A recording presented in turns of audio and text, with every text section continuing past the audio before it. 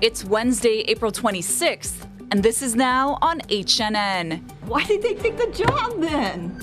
Despite hefty opposition, the Salary Commission approves a 64% pay hike for city council members. Daryl Huff explains what happens now. Hawaii teachers are set to vote on a 4-year contract deal this afternoon. The U.S. and South Korea strike a deal to deter North Korea's nuclear threat. I'm Nicole D'Antonio with what's in the agreement and more on the South Korean leader's state visit. These stories, plus one of the stars from the beloved 90s sitcom Full House, dishes about some onset drama.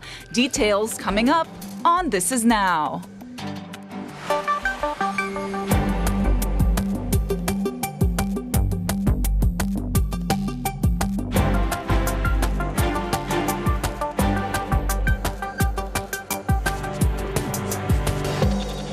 Aloha and good afternoon. Thanks for joining us here on This Is Now.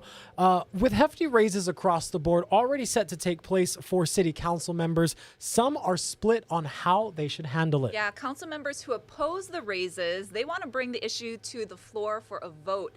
Daryl Huff has been talking to lawmakers who are exploring the next steps.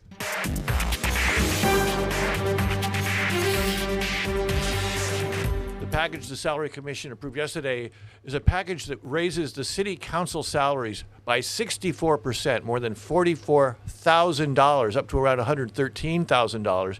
The package also includes raises for the mayor, the prosecutor, and other city officials like the medical examiner. Most of them got raises in the 12.6% range, and that's based on union raises that have taken place over several years. There haven't been raises over several years, and that's one of the arguments for why the city council raise is so big. But also the main thing is that the Salary Commission essentially decided that the city council is a full-time job and deserves full-time pay, just like a high-level administrator in city government. Now, these raises are staggering by many people's accounts. What are the next steps that the council has to take, or what issues are they going to take up with this raise? Okay, the most important thing to remember is the council doesn't even have to vote to get this raise. It's automatic, effective July 1, regardless of whether the council votes on it. Now, what the council could do is they could reject all of it or part of it. And so the discussion that's going on among some council members now is whether they can call this thing up to the floor of the council and force a vote, in which case you would be forcing people to vote for a very large raise. So the supporters on the council, and I'm told there probably is a majority of people on the council that want that raise, that think that raise is appropriate, while a handful will oppose it. So the question becomes, if you're running for re-election, and one day you run for re-election and your opponent has this ammunition that you voted for a 64% raise for yourself in the middle of your term after being elected to a job that paid this much, but now you're making this much, that is potent ammunition in a campaign. And so it's put the council in a very awkward position if they indeed want to get this raise. Yeah, you kind of touched on my next question for you. Obviously, when people voting on their own raises, it's kind of difficult to wrap our minds around, but you have been talking to some council members, and what's the likelihood that they will say thank you, but no thanks? What's that likelihood? Okay, so again, this is really awkward, and the council members are not allowed to talk to each other about it before somebody comes to the floor. That's because of the Sunshine Law. So no more than two of them can get together and talk about any council business. Because this is a resolution, it's technically council business. They can't really talk to each other. They're talking to the press in a way to convey to each other where they stand. Now, I know I've been told there's at least 2 members against it. There may be 3. That makes for a 6-3 vote if it comes down to that. It could be if they're sure they're going to lose, they may not want to put their other council members in the position of having to make that vote. So that's also good juju for them, that they might be able to get something out of the other councilman in order not to bring this to a vote. So it's a fascinating political scenario. One other thing I just want to add very quickly is I did talk to the council chair, and he concedes that probably it would be best for the public to vote on whether this is actually a full-time council, that this is a full-time job, because their current salary is based on the assumption, not the law, the assumption that they're part-time. So going full-time changes the whole dynamic of government. It forces them to become full-time. It makes them almost the equivalent of the executive branch. And so there's a real big policy question there that Waters says he thinks the voters should decide. But in the meantime, the raise is in the pipeline. Our Daryl Huff keeping an eye on it all. Thank you so much, Daryl. Appreciate it. My pleasure. Happening today, the Hawaii State Teachers Association is set to vote on whether to approve a new 4-year contract with the state. Teachers will cast their ballots from 3 to 6 p.m., and we're expecting to hear the results as soon as tonight. The tentative deal includes a 14.5% raise for teachers over the life of the contract, which equates to more than $10,000 on average. Professional job development, improved working conditions, and teacher protections are also included.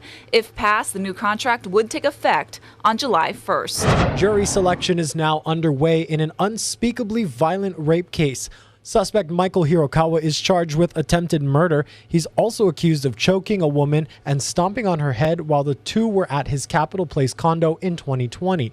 Court documents say a security guard found the victim naked and bleeding in the building's elevator with a trail of blood leading back to Hirokawa's apartment.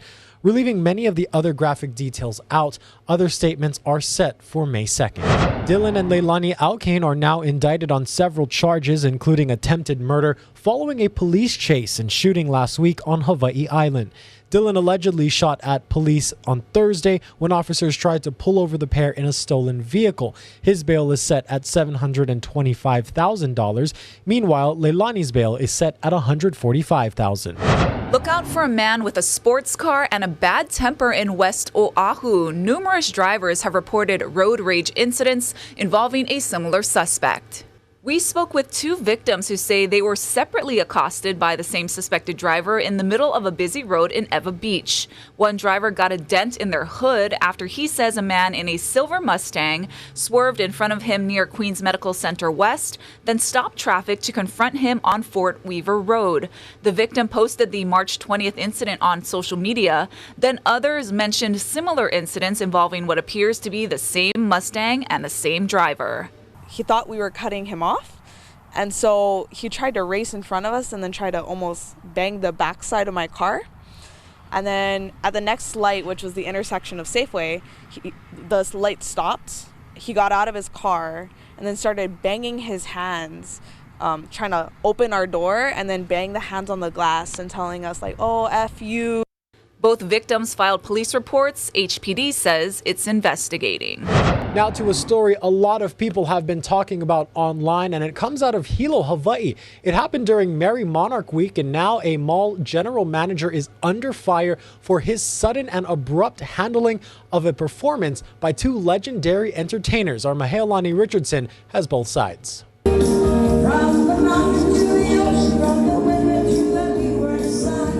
79-year-old Hawaii singing icon Melvin Lead and 73-year-old Kumuhula Ivalani Walsh Seu were doing impromptu performances throughout Hilo during the Merry Monarch Festival earlier this month. At the Prince Kuhio Plaza on April 14th, Lead says she's plugged in her karaoke machine and started singing while Seu danced. Lead spoke exclusively with Hawaii News Now. She says the crowd loved it, but during the second song, she was told to stop. When I started singing, Ivalani started dancing. And then this gentleman, this guy comes up and he says, excuse me, I'm sorry, but you have to stop. And I said, excuse me? And he said, you have to stop singing. And I said, what do you mean I have to stop singing? And he says, and you didn't go through our proper channels over here. And I said, well, who's your manager? And he says, I am the manager of this whole Kuhio Mall. Lead says it happened in front of the crowd and as she was live streaming on social media. I felt embarrassed, shocked, and humiliated. It's just the way that he did it. I want to thank the supporters and the people that are so kind and say, we don't tolerate kupuna, our elders, to be treated that way, because that's the way our culture is. The mall is run by Brookfield Properties. Hawaii News Now spoke with the general manager, Daniel Kea, and the director of public relations, who did not want to speak on camera, but say the performance needed to stop because a crowd was gathering and blocking an exit, so it was a safety issue. Despite multiple accounts that the general manager spoke directly to Lead, the mall says the general manager asked her to stop through a vendor. Tonight, the mall is facing mounting backlash. I was appalled that someone in a position of authority and responsibility and leadership was able to handle the situation in such a callous manner. The mall says it'll be reaching out privately to Lead and Seiyu. Both say they want situations like this to be handled with aloha and kindness. Mahialani Richardson, Hawaii News Now. For decades, the U.S. has sought to make sure North Korea never develops its own nuclear weapons. Well, now the policy appears to be shifting to try to stop North Korea from using nukes. Nicole D'Antonio reports from the White House. President Biden and South Korean President Yoon Suk-yeol reached an agreement to address North Korean nuclear threats. A nuclear attack by North Korea against the United States or its allies or partisans or partners is unacceptable and will result in the end of whatever regime were to take such an action. Under the agreement called the Washington Declaration, the U.S. and South Korea will coordinate in response to any nuclear attack. The U.S. will also dock nuclear-armed submarines in South Korea for the first time since the 1980s, a move to discourage South Korea from restarting its own nuclear program.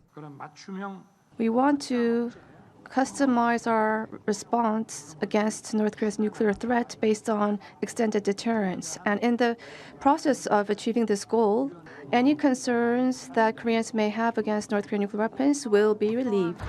The move is in response to North Korea's increased ballistic missile test, an indicator its nuclear program continues to accelerate. The two leaders also discussed a range of other topics, including the war in Ukraine and economic cooperation between the allies. The alliance formed in war and has flourished in peace. Seemingly every day, we've launched new areas of cooperation on cyber, strategic technologies, space, democracy. This is the second state visit President Biden has hosted at the White House. The South Korean president will be the guest of honor at tonight's state dinner. Nicole D'Antonio, CBS News, the White House. In Montana, the state's only transgender lawmaker is facing censure or disciplinary actions after comments made about a bill to ban gender-affirming care. Now, protesters are coming to her defense. Michael George has more. The nation's highly charged debate over transgender rights exploded into view in Montana.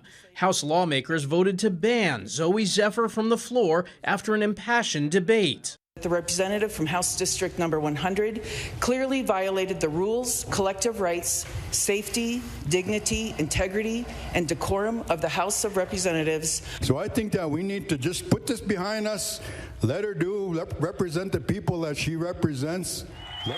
The state's first openly transgender lawmaker, Zephyr, ignited a firestorm last week when she said her colleagues would have blood on their hands if they banned gender-affirming medical care. Saying her remarks were inappropriate, Republican leaders barred Zephyr from House debates until she apologizes. No representative is above our House rules. While Zephyr raised her microphone in the air, protesters packed the House gallery Monday, followed by police in riot gear.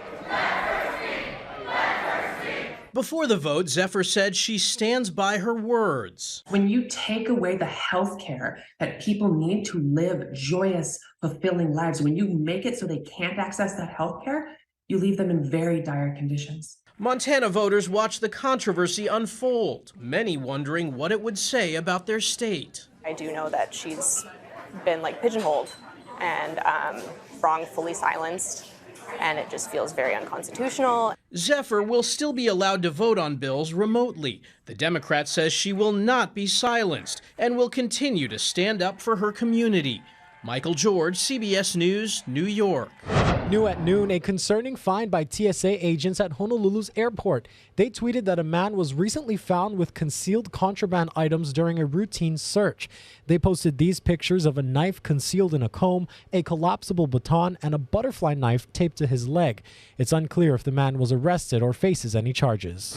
And sticking with airline news, flight delays, cancellations, and lost bags are among some of the top passenger complaints against U.S. airlines. And in fact, those complaints doubled from 2021 to 2022. Gloria Pazmino explains what travelers can do to protect themselves. Airline passenger complaints are skyrocketing, according to data released this month from the Department of Transportation. It's kind of awful. We've got cancellations, we've got lost baggage, we've got airlines that won't give us refunds. The top grievance? About a third of complaints were about the cancellations and delays, which it's notable. Last year, we had 190,000 canceled flights in this country. It's a turbulent time for the airline industry as it grapples with staffing shortages and schedule cuts. The operating environment is much more difficult. At a budget hearing Wednesday for the Federal Aviation Administration, Congressman Mike Quigley echoed the concerns of many flyers. It's been tough this year listening to constituents during some of the more frustrating times. I had someone say, I don't feel like I'm buying a ticket, I feel like I'm buying a chance. To protect yourself, experts recommend booking a morning flight. They tend to get canceled less frequently. Also, download your airline's app a few days before you travel. If you do need to get notifications about whether it's a gate change, a delay, or if you need to rebook, it's much easier to do it through the app than it is to try and call in to an 800 number and rot on hold for hours and hours. I'm Gloria Pasmino reporting. All right, let's take a live look outside with our tower cam over Honolulu, part of the Honolulu skyline. It's 76 degrees, partly cloudy out there. Let's get more on your forecast. Here's Billy V.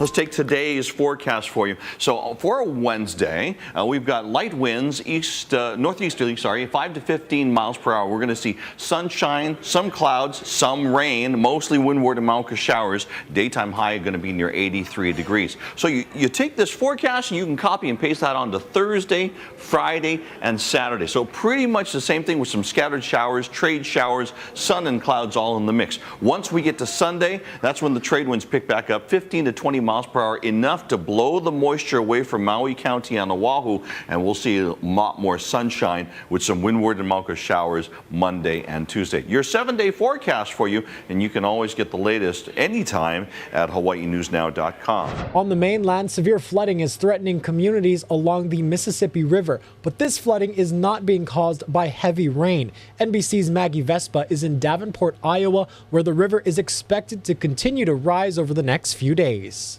We're here in Davenport, Iowa, standing, as you can see, in the waters of the Mississippi River. And basically, scientists say this is a slow-moving disaster that, frankly, is just beginning. For reference, the banks of the Mississippi are usually several hundred yards that way, past that pavilion, past that second row of lampposts. That's how far the water has already kind of swelled from the river's banks. And again, slow-moving disaster. Scientists say that this flood event, this anticipated historic flood event that is just underway, is really not being fueled so much by rain as it is melting snow. Up to 18 inches of snowpack up in North Dakota and northern Minnesota that's melting near the headwaters of the Mississippi and then flooding areas down the river along its banks, kind of from north to south. So where we are in Iowa, parts of Illinois, kind of a little bit further south, really not expected to crest until potentially as late as early next week.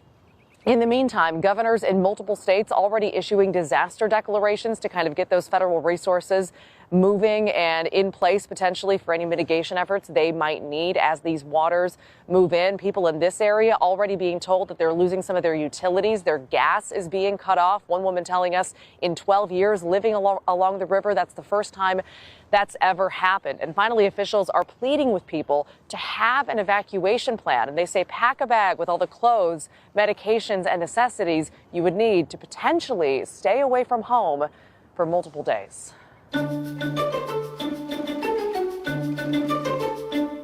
As King Charles prepares to be crowned in Britain next week, some are looking back at the last coronation he attended for his mother when he was just 4 years old. Tina Kraus reports from London. When Queen Elizabeth II was crowned as monarch back in 1953, her 4-year-old son, Prince Charles, the Duke of Cornwall, made history. The Duke of Cornwall sees his mother crowned, becoming the first child in British history to witness their mother's coronation as sovereign. When you look at those pictures of a young Prince Charles at his mother's coronation, watching that spectacle, and now 70 years on, he will be crowned at Westminster Abbey. It's quite an extraordinary thing. The little prince wasn't there for the entire coronation. He was brought in just before the crowning, standing between his grandmother, the Queen Mother, and his aunt, Princess Margaret. There were at times where he looked a little bit bored. It's a long service for a small child. This photo shows the future king looking rather glum. Decades later, Prince Charles told his biographer he was upset because the palace barber cut his hair too short and had plastered it down with gel. Prince Charles. He was in better spirits after the ceremony, practicing his royal wave from the balcony of Buckingham Palace, one he would perfect over the 7 decades he waited to become king. When the now 74-year-old is crowned at Westminster Abbey next week, his 9-year-old grandson, Prince George, will play a part. The future king will watch the historic event from almost the same spot where King Charles stood as a child. Tina Kraus, CBS News, London. Well, a new tidbit coming to light may change the feeling of some fans of the hit 90s TV show Full House. Despite playing a tight-knit family on screen, off-screen, that wasn't always the case. John Stamos revealed he tried to get Mary-Kate and Ashley Olsen fired from the 90s sitcom. In a recent episode of the Good Guys podcast, the actor who played Uncle Jesse said he wanted the twins recast. They shared the role as the youngest member of the Full House family, Michelle Tanner. While filming the pilot, Stamos said the 11-month-old twins wouldn't stop screaming. He couldn't deal with it, and he convinced the show to get rid of them. And in fact, they did, but the replacement actors weren't up to par, so the Olsen twins were brought back. Uncle Jesse. Uncle Jesse. Jeez. How about some good news? College-bound students across the country will soon have to choose where they're going to head this fall, but one student in New Orleans will be choosing from more than 100 schools. Yeah, and as Bradley Blackburn reports, he's not only trying to pick a school, he's also racking in the scholarships. Every kid applying to college wants to read those magic words, "You've been accepted." And high school senior Dennis Barnes has seen them a lot. What school is this? Hillbrook College? The 16-year-old from New Orleans has a box full of fat envelopes and a growing pile of acceptance letters from at least 125 colleges and universities that want him to attend this fall. It's not normal. I know it's not, of course. I started and didn't realize where I was going, but as I realized the path I was heading down, like I said, I rolled my momentum and then I ended up farther than I even would have ever thought I would have been. The teen applied to more than 200 schools planning to study computer science. Since then, he's also been offered more than $9 million in scholarships, possibly an all-time record, and he's hoping for $1 million more. As the numbers started getting bigger and bigger, my drive was there. Barnes has a 4.98 GPA, attends advanced classes, and is fluent in Spanish. His mom, Reba Barnes, says he's always been driven. He has big ambition, big goals, and I believe with everything in me that he's going to achieve all of it. Of course, Barnes can only pick one school from all those options. I think I'm looking for a place where I'm going to be comfortable, where they're going to take care of me financially. He says he'll make his choice by the beginning of May. Bradley Blackburn, CBS News, New York. That is so awesome for him. Yeah, but I wonder how much his application fees were. You know what I mean? Yeah, I was going to ask you, how many colleges did you apply to? 4 maybe? See, I only applied to one. UH Manoa. You were like, I'm just going just for one. it. There was no question. And also save money on the application fees because they are expensive. Also, speaking of some bright students, we want to give a big shout out to everyone who participated in the Olelo Youth Exchange. Now, yesterday I was off. Thank you, Ashley and Casey, for holding it down because I was emceeing this event with our lovely Mele Alpana. As you can see, this is a statewide conference. There's my high school media teacher, Mrs. Iwohi. These students create videos and compete, and yesterday was the awards banquet, so big congratulations to them. We also had a lovely performance by Crossing Rain. I love your blazer. Oh, thank you. Gotta add the sparkle everywhere. Have a great day, everyone. Thank you so much for watching. Aloha.